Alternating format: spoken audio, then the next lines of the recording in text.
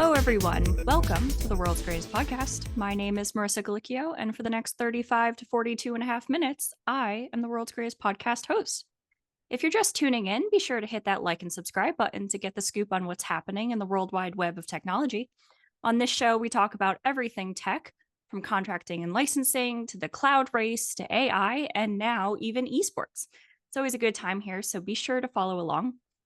If you've been with us for a while, you've probably already noticed something a little different about today's episode. That's because I am excited to welcome a very special guest. You may know him as usual World's Greatest Podcast host. We know him here at Palisade as our fearless leader with the mildly horrifying AI-generated Zoom profile picture. President and founder of Palisade Compliance, Craig Guarente. Craig, welcome to the guest chair. That is the greatest introduction ever. I know who's going to be our new host moving forward. Sorry. See, I like being the opera ghost behind the scenes, making everything happen. Being thrust into the host chair is a little strange, And being in the guest chair is a little strange too. So it's strange for both of us. Yeah, well, how the turns have tabled here. So The Office, no? You never seen it? I've seen The Office, but I have not. That one went right over my head. Oh, well, you got to get hip with the memes. So we're working on it. All right. So, Craig, you just celebrated your 30th Oracleversary. Congratulations. Thank you. Thank you. Thank you. Now, what many people may not know about you is you actually went to law school at the greatest university in the world. Shout out to Rutgers. Are you, baby? Tell us a little bit about your background. How did you go from studying law to working for Oracle? I needed money after school.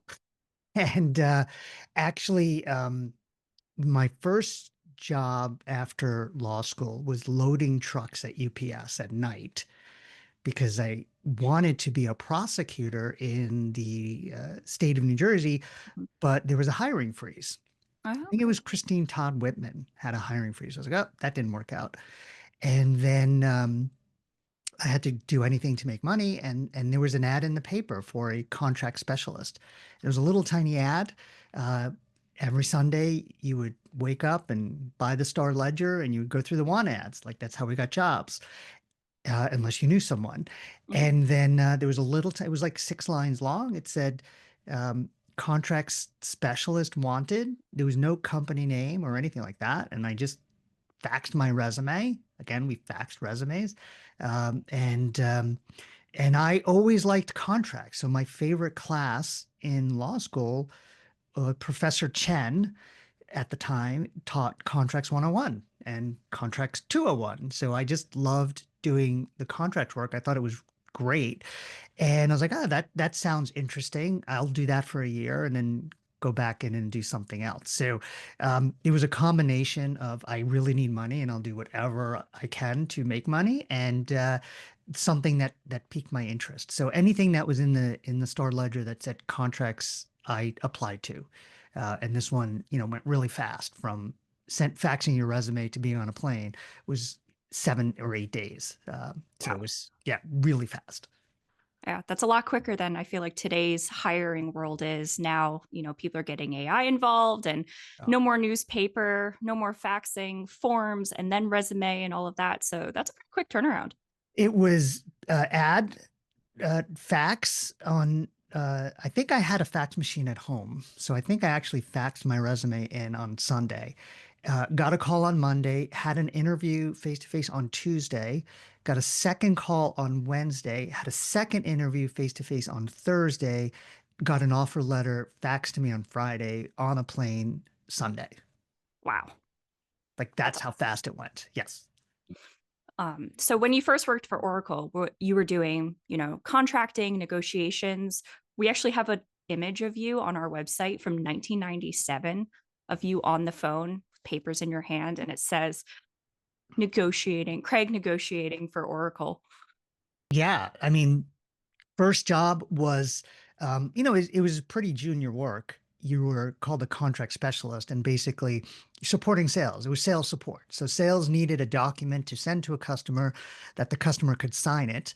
And that's what we did. We produced those documents. A lot of it was Standard language, standard forms.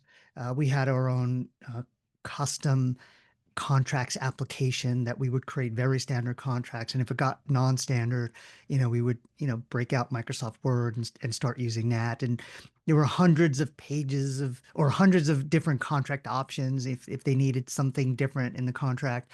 And then once in a while, we got the privilege of actually editing documents and, at first, but I supported the New York City Metro team. Joe DeBartolomeo and his whole organization. So I was in New Jersey, they were in New York, and they were really excited because they used to work with people in California. So they couldn't get any work done until noon when everybody came in out at headquarters. So they were stoked to have us sort of decentralized. Now, since you started at Oracle as a contract specialist and until now, have you noticed any like negotiation process changes? How have things changed, since you've worked there? Well, I think a lot more is the tools have changed. Hmm. The way, we don't fax documents anymore to get them signed. We put them on DocuSign. Yeah. I'm sure Oracle has, internal approvals versus, sending things on email. So these are the tools and the mechanisms have changed. It's not just database. Now they're selling cloud, but the crux of how it's done is really the same. It's like a salesperson finds a need, they engage other people to produce a document, and then you negotiate using Microsoft Word back and forth. And now we're sending emails versus faxes, and you sign on DocuSign. So like that is the same. And another thing that's the same is at Oracle there's like everybody is empowered at Oracle to say no to everything. Mm. So you could always say no, and that hasn't changed. And there's 12 people at Oracle who could say yes to anything, and that hasn't changed. Now, maybe it's a different 12 people, or it's different things that they could say yes to, but the core of what we do every day is exactly the same. Oracle and other tech vendors are trying to generate maximum revenue and build contracts that lock customers in, and customers are fighting on the other side to sort of get the best deal and make sure they don't get locked into a bad agreement or um, a sticky technology that they can't get out of. So the core is interesting enough, it's the same as it's ever been since I've been in that space. Yeah. Do you think Oracle has influenced the way other tech companies do business and do their negotiations and do their contracts and that kind of stuff? If you look at over the years, so many Oracle executives went on to be executives at other companies or found other companies. Tom Siebel came from Oracle. Craig Conway from PeopleSoft. Mark Benioff, he found, he brought the idea of a CRM solution to Larry Ellison, a SaaS solution, and Larry said no. So he went off and founded Salesforce. So at that level, absolutely, the business practices permeated.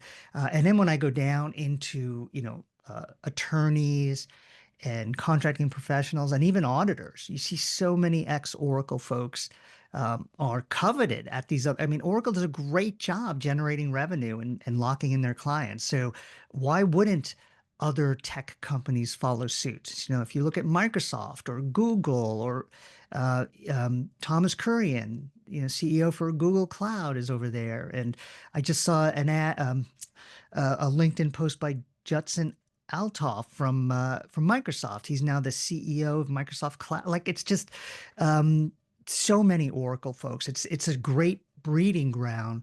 You learn. I mean, I learned so much there, and Larry's not going anywhere. So obviously they just announced a new co-CEOs, but there's a log jam at the top. So if you want to be the top dog, you're never going to be that person at Oracle as long as Larry's around. So you tend to leave uh, and take your skills and go somewhere else. So I think Oracle's had a major influence on the whole industry and how they do business. Yeah. And I feel like we've even seen it with some other companies and, how they kind of they're very restrictive with their contracts. They have kind of very difficult business practices like Adobe. They're notorious for lock-in and um, just very difficult to get out of contracts. So even on my side as marketing who is involved with, this different kind of software, um, I really noticed some patterns over my time working here with, learning about Oracle and then also with some other software that I've used for a very long time. So I can't imagine what other consumers of technology companies are facing. Well, and I think, it's when you're in the legal profession, or the contracting profession or procurement, like you're trained to some extent to review contracts and sort of look for gotchas. But it's all those people who aren't, like the DBAs who click I accept.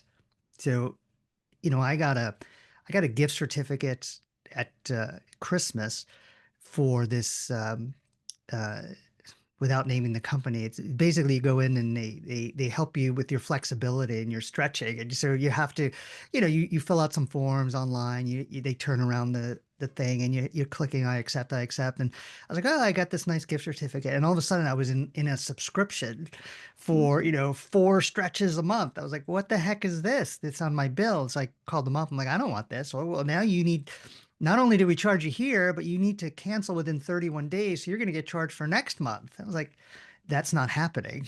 So it was sort of a big argument, and I had to like fight as a consumer for that. I mean, so that happens all the time now, right? So they're using, often going around tech companies, not just Oracle, but all of them, even go around all those people who are trained to spot these problems and have other people click I accept or do things that maybe they didn't even think was send information to a vendor. Here's a spreadsheet that because you're going to help me make sure this runs properly, and all of a sudden it goes to their auditors on the other side.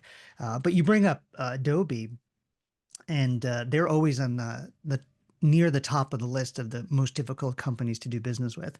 And there was a while there, their entire compliance organization was ex-Oracle. So Yeah. they recruited heavily from Oracle, and this goes back many years. So I don't know if it's still like that, but your question before about has Oracle affected other companies, and Adobe auditing years ago was all Oracle, ex-Oracle. That's interesting that you bring up just the complexity about contracts and, you know, terms and conditions and getting out of them for subscribers. You know, you shouldn't have to have a law degree or be well versed in the law to be able to use services, use products. Because I feel like a lot of things are hidden in terms and conditions. And nowadays they're so long, they're 25, 30 pages that most people, we just scroll right through them and we don't read. And then all of a sudden you're locked into a year contract, you're locked into 4 stretches a month. Um, you know, what other It, things? it's crazy. I mean, I keep, what did I buy? I was like, oh, I like to drink coffee. I want this coffee mug that keeps your coffee warm. And I bought it, and there's an app associated with it. It's like, what? I'm like, there's no buttons on this thing. I have to download an app and give them all my information, and I can adjust the temperature on my phone. We have a scale in the house. It's the same way. Your thermostats, your smoke detectors. Like, there's so much technology in everything now. Like, I just look for things. I want a toothbrush just to be a toothbrush. I don't want a dental hygiene platform, which is what they sell now with an app. And of Mhm. course, even if it's free, you're giving away your privacy, your data, your information, sort of your schedule, and that goes to other folks. So, yeah, it's really hard to avoid some of these agreements or avoid the lock-in. And once you're invested in $100 toothbrush, now you got to buy the bristles that go with it, and so it's crazy. You just want to brush your teeth. Yeah. Or even like dishwashers. Like I'm looking at a new dishwasher and all of them connect to the internet. So you can download new cycles. Like I don't want my dishwasher to download new cycles. I just want to press a button, have it turn on and wash my dishes and that's it. That's crazy. It's insane. It's insane. Or Like like I could toaster. see a refrigerator that automatically knows what's in there and sort of, hey, you're like, I mean, I would never use that, but that's sort of useful. But a Mhm. dishwasher or a toaster, come on. Yeah. or a washing machine. I've seen it on washing machines too. Like technology doesn't need to be embedded in everything. I mean, to an extent, yes, but like I don't need my dishwasher to have a touch screen. I don't need my fridge or my toaster to have a touch screen. Right. But maybe that's just I'm getting old and now I'm about man yells at cloud about technology. Well, and here I'm going to be the man yelling at the clouds is we did that podcast the other day with Anthony Gowd, and he was, we're talking about all the different gaming consoles. And Hmm. like, I remember when you can put a cartridge into a game and just hit play. Yep. Can't do that anymore. Like I watch you download this and then you got that and you have a subscription and I just want to play Madden whatever. I don't Hmm. want to do all this stuff. I just want to hit play and do that. You can't even do that anymore. Like everything is connected to something else. And I know why, there's a benefit to that you can, meet other people and play, but sometimes you just want to go in there and just hit the button and have your dishes clean. Yeah. But that's also kind of how we've moved away from owning anything physical to now everything is subscription based. All of our technology is subscription based. All of our video games are subscription based. So we never truly own anything anymore, which is why I think there's now a resurgence in like albums, like actual Hmm. record player albums, CDs, DVDs, all of that. Because once you buy a video game online, it's all digital. And Steam and some other big companies have already said you don't own it, we're just leasing it to you. And games are now $100. So it's, where is that point where there's going to be, a hard division between what the people want and need versus what we're being supplied. So it'll be interesting to see how that develops, especially over the next 10 years. When music started to become digital, there was like today everything's subscription. You have a Spotify subscription, you have an Apple Music subscription, you have a whatever subscription. But there was an interim period after the CD and before we had these subscriptions where you would buy an album, for Mhm. 90 or a song for 99 cents or an album for 9.99. And even that you didn't own. Like Yeah. if when you die, that goes away. Like nobody Mhm. gets that. You can't give that to somebody else.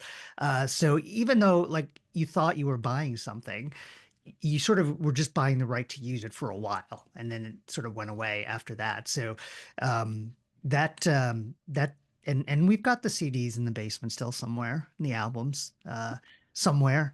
Um, Break them out, I'm sure, one day. Yeah.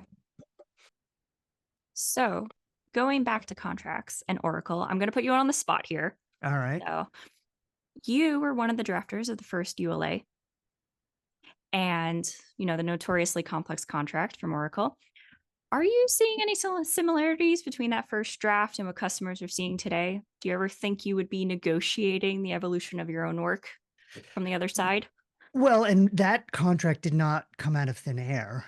Oracle had um, and still does, but there was a period where they were just acquiring companies like crazy and acquiring all these app companies, Hyperion, Siebel, PeopleSoft, JD Edwards, the list goes on. And the ULA actually came from one of those companies. I don't remember which one. I don't think it was PeopleSoft. It was either Hyperion or Siebel. So we just took what other companies had done and erased their name and put a different name on, locked in the support and sort of made some tweaks to it. But that's definitely there's been an evolution to that over the years. And if you have one of those early ULAs, actually you're in a great spot. Like there's so many loopholes in that. And I think that Oracle has been slowly closing them. Did I think, 25 years later or 20 years later would still be looking at the unlimited license agreement? Absolutely not. It was sort of a one-off thing, and then it became a two-off and a three-off. And there's a whole team of people, in legal and I was never in their legal department, but they, really took the lead on that and we were assisting them in that, um, and how customers are using the software and all of that. But that was, pre-cloud Yeah. and so there was a lot of things that happened after the ULA came out that Oracle had to adjust to. But it's still Oracle's favorite contract is the unlimited license agreement or the perpetual unlimited license agreement. Microsoft calls it an enterprise agreement. Every tech company has their version of give us lots of money and you could use this stuff. you can use all this stuff you want, right? So it's the all you can eat buffet version from Oracle. Now, do companies still have like 20-year-old ULAs? Because I thought the terms were shorter. Well, they have, if you signed a ULA, you just keep extending it. Oh, So you okay. extend it and you extend it. So we just helped a client with a ULA. They had 17 amendments. So the Wow. original ULA was really old and remnants of it existed. But in order to see what they actually had, you had to sort of cut and paste together 17 different documents into sort of an end state document. So yeah, there are companies who have licenses that go back to the 90s. I mean, I've seen license agreements in the last couple of years with Larry Ellison's name on them as the signature. So it just happens, right? You have these old licenses. Again, you bought perpetual licenses from Oracle. There's no reason to get rid of them and buy another perpetual license, if it's still useful. It doesn't happen that often, but they're still out there. So we can segue now into AI and contracting and licensing. I know we've heard other people's thoughts because we've had a few episodes now Yep. on AI. What are your thoughts on where it's going? Maybe not in the contracting and licensing world, we can touch on that, but where do you think it's going with everything else in technology? I can't see how anything bad is going to happen because of AI, Marissa. I think it's going to be amazing to see what's going to happen. Um, well, listen, in all seriousness, I think that we don't even know where this is going. It's just, I know it's an inflection point. I know that it is something, and internally at our company, I've got some projects, people working on things because I want them to be good at generative AI. I want them to Mhm. be good at uh, analyzing agreements and not having to like there are instances where this is useful where you actually take a document and you print it out and you put a little staple in the upper left hand corner and you take out a pen and you start reading it. Like there's a place for that. Yeah. But when you get 100 documents put in front of you, that's probably not the place for that. So there is, in the world of contracting, there is definitely a place for generative AI. And listen, they didn't used to call it generative AI. They would call it something else. And there's 100 firms out there who take technology and overlay it on top of contracts to do contract analysis. The legal profession, discovery, all of that, you get boxes and boxes and boxes of information from the other side. You're not having your associates who get $800 an hour read through this, right? You're putting it in a scanner, or you've got they've put it up into Box or whatever file transfer protocol they're using, and you put it into a computer application that does something with it. The generative report part is producing a report. Hey, we have 100 documents. And these 50 are this type and these 50 are that. And you should really look at these 20 because, but you have to be able to trust that. So it's going to take a Mhm. while for us to get there.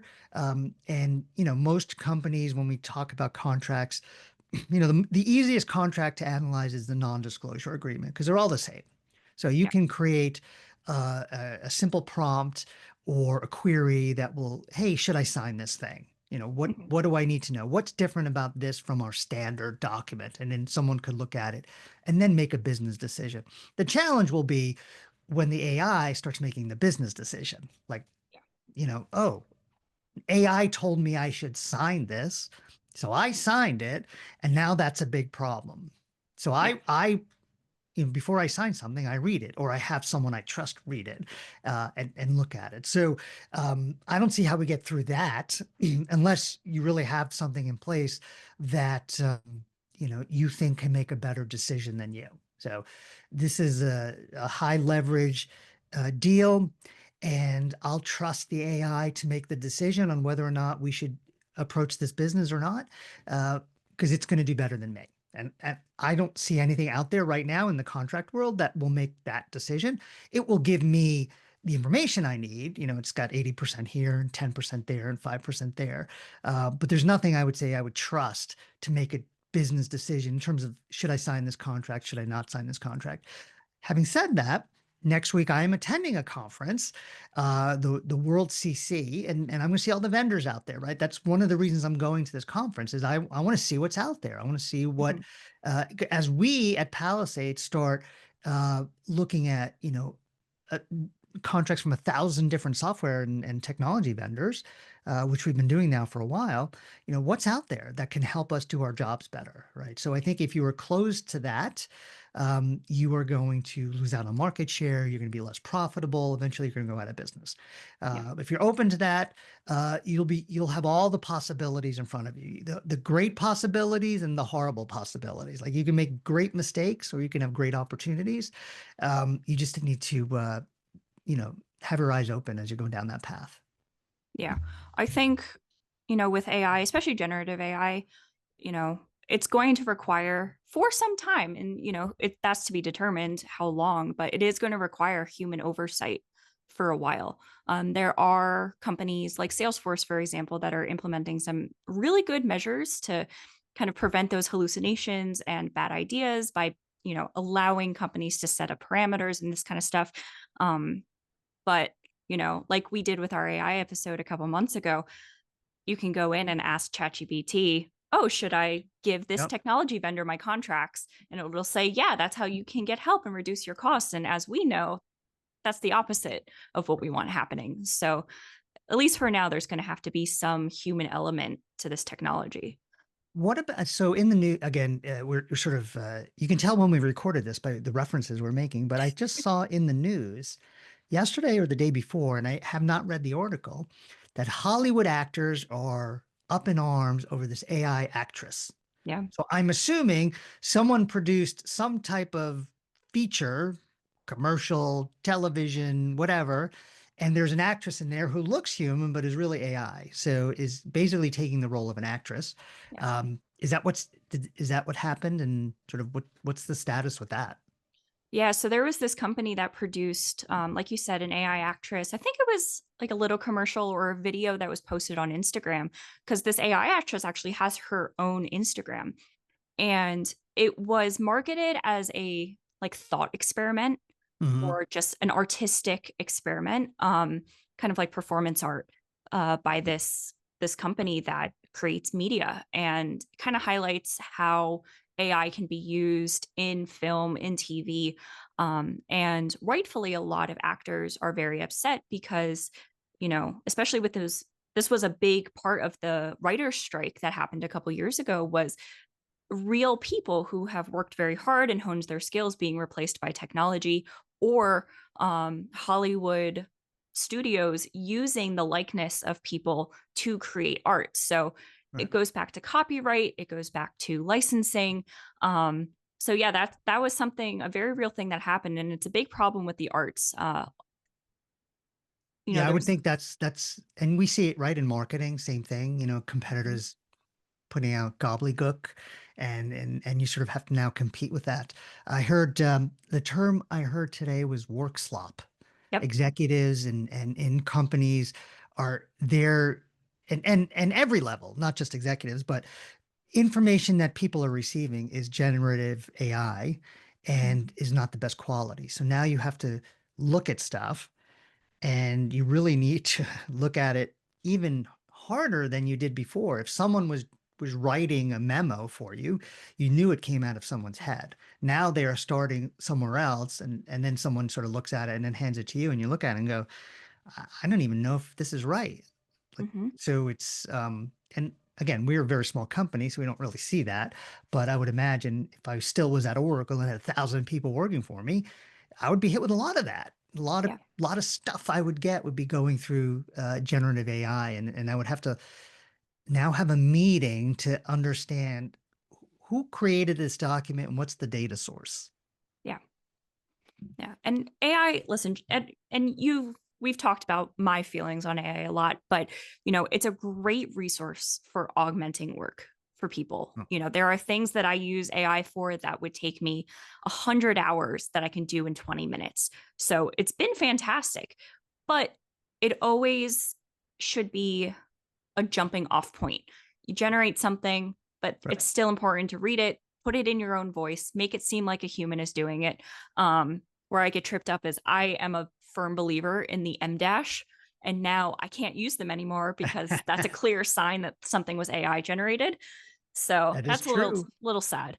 But I think it takes discipline to like absolutely use AI to, help you write, help you, patch things, fill in gaps. But it also takes responsibility, I think, to make sure to double check everything is accurate, make sure Right. it's not copyrighted, that kind of stuff.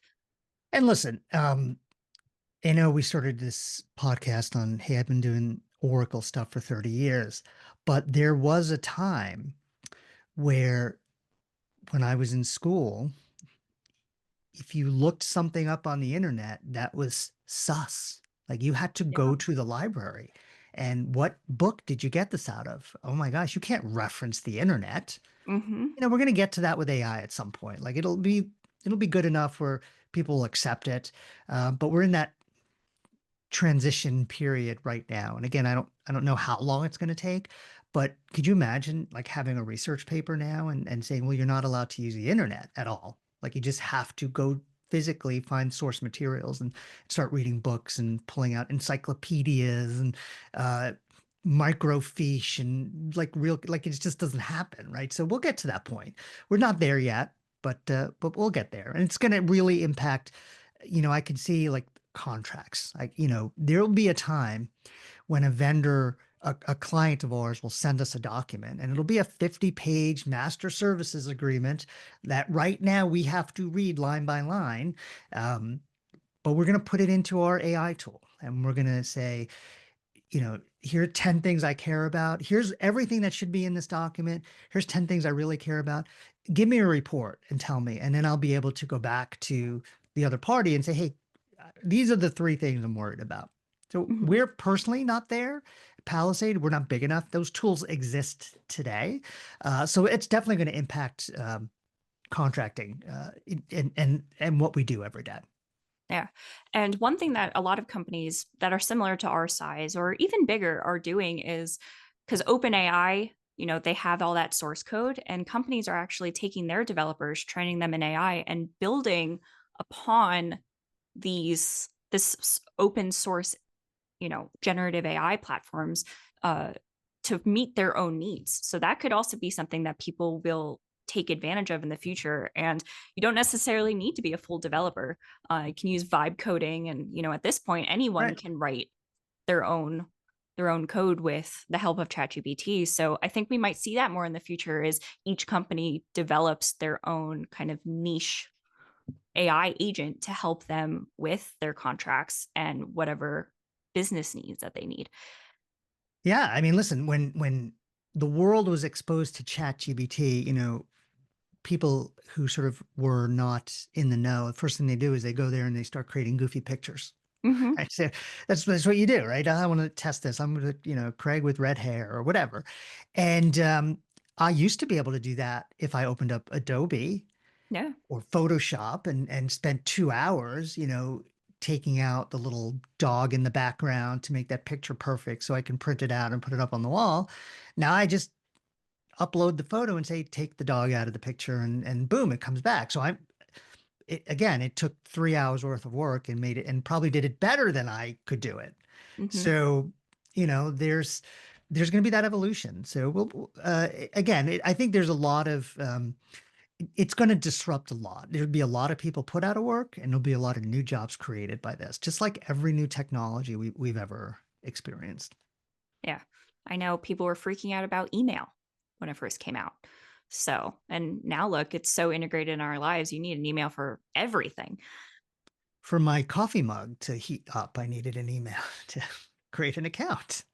See, that's just cyberpunk dystopian horror film right there. I threw it away. Well, I gave it away. I regifted. It's probably a good idea. Yeah, Our phones are already listening to us. Next, it's going to be our coffee mugs. right. So, if you could drill down all of your experience, not just an Oracle expert, but as a technology and business leader, what is one piece of advice that you would offer people? One piece of advice that I would offer, whether you are working for a big company, starting out, an executive, is to keep going. Like, don't quit. What is that? I had this on my board at Oracle for many years. When you're going through hell, keep going. Hmm. Winston Churchill. So not. I just feel like you're, and it's a double-edged sword because if you're digging a hole, looking for gold, you don't know if you're until you get to the end of that hole. But I think that people give up too easily Hmm. when things become difficult, and I think you just got to keep going. And for me, and maybe it's just I'm a little counter. When people say you can't do that, I'm sort of like I'm going to prove you're wrong kind of Hmm. person. Um, so I think that when you see resistance to something, there's something there, right? So when I started Palisade, I literally was working for another firm and knew that job wasn't going anywhere. So I created a website, and my skills of creating great visuals. 15 years ago, that website looked like a 12-year-old had created it, using, you know, Netscape Navigator or something. And I had a letter from Oracle Legal before I had a client. And I think some people, maybe they're right. They would have like, that's I'm not going to do this. I'm not going to poke the bear. But I was like, nope.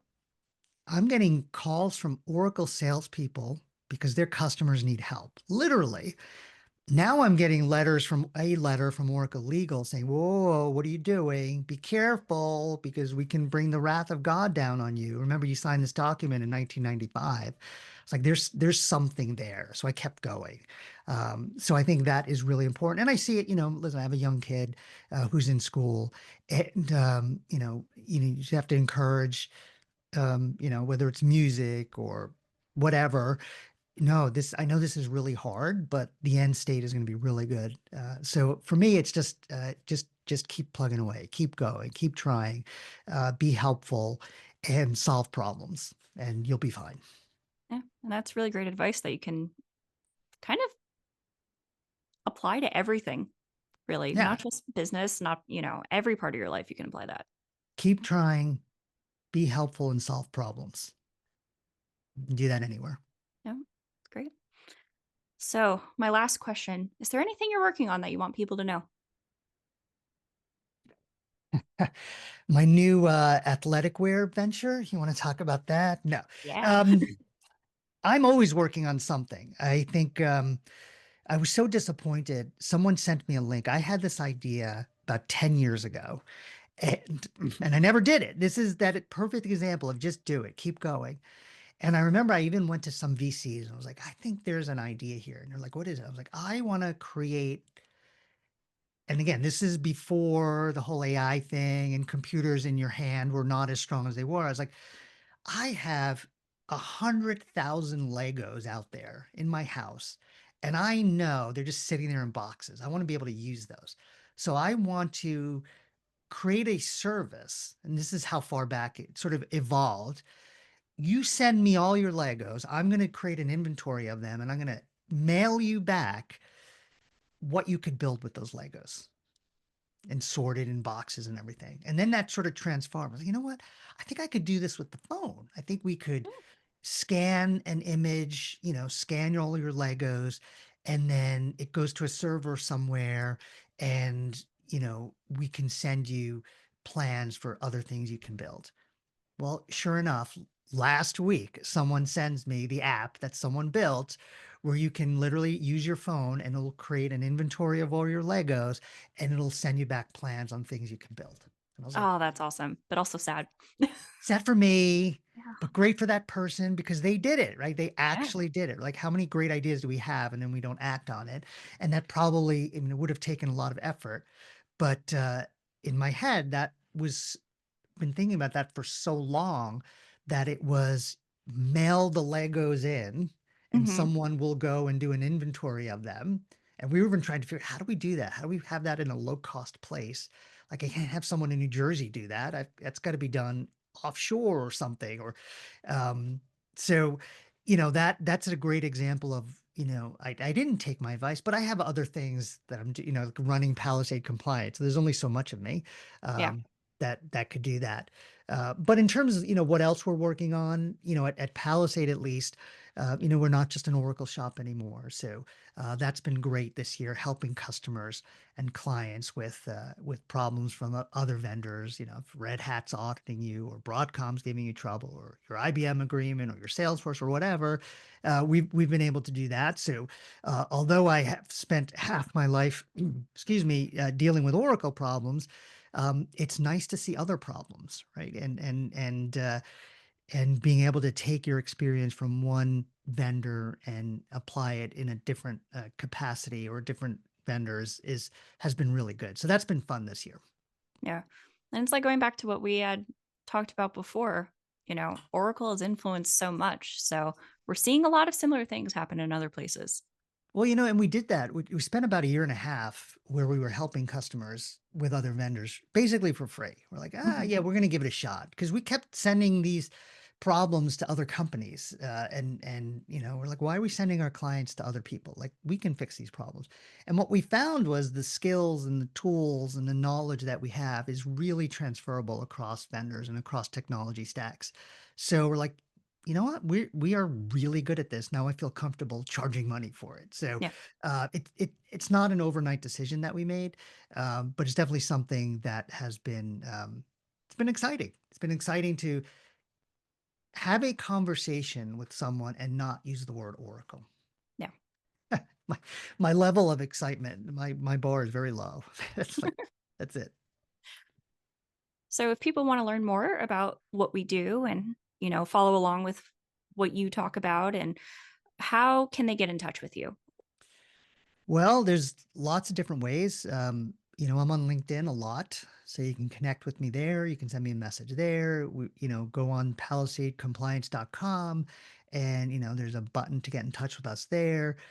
All those different ways. I'm very accessible, always open to that conversation. Again, whether it's about Oracle or not Oracle, or technology or not technology. It's for me, that's the best part of my job, is I get to meet so many people, talk to people, learn about what they're doing and the challenges.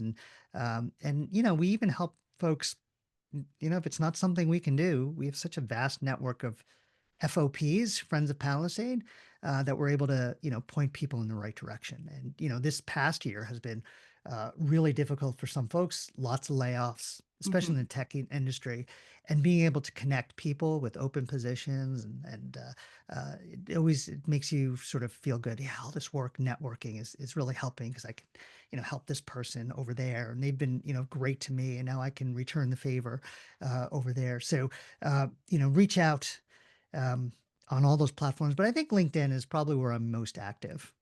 Awesome. Well, Craig, today you have been the World's Greatest Podcast guest. So thank you for And joining. you have been the world's greatest podcast host. And I know who's doing all of our intros right now, because you did an amazing job. Thank You don't you. have to, you don't have to be on camera. You can just do it. You can be like that Just voice off the screen, like the Saturday Night Live guy, right? He was never on camera, but that could be you. perfect. We'll see how that goes. All right. Thanks, Marissa. Thank you, everyone, for joining, and we'll see you next time on the World's Greatest Podcast.